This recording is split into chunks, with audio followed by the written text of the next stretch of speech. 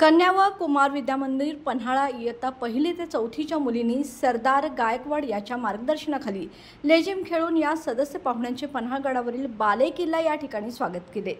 सर्व मुलींनी पारंपरिक वेशभूषा केली होती, तसेच मर्दानी खेळाचे प्रात्यक्षिक यावेळी दाखवण्यात आले। ह्या जोंग ली यांनी टाळ्यांच्या गजरात या मुलांचे स्वागत उभारून केले। युनेस्को जागतिक वारसा नामांकन मराठा लष्करी स्थापत्य शृंखला अंतर्गत पन्हाळा किल्ला या नामांकित स्मारक होत आहे।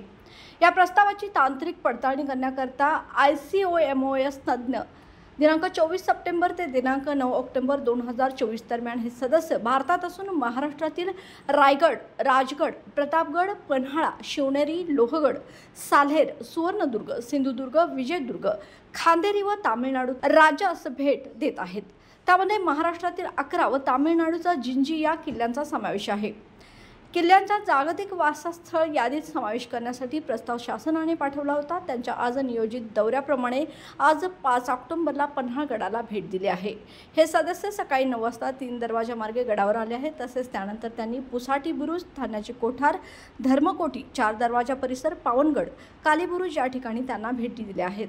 तसेच सध्या व्हॅल्यू ग्रँड या हॉटेलमध्ये पन्हाळ्यातील नागरिक प्रतिनिधी, शासकीय अधिकारी व सदस्य श्री हॅ जोंग ली यांच्या सध्या मीटिंग चालू आहे। पत्रकार प्रतिनिधींना, सामान्य नागरिकांना, व्यावसायिकांना मीटिंगसाठी हॉलमध्ये प्रवेश नव्हते, याची देखील नोंद यामध्ये घेण्यात आली आहे।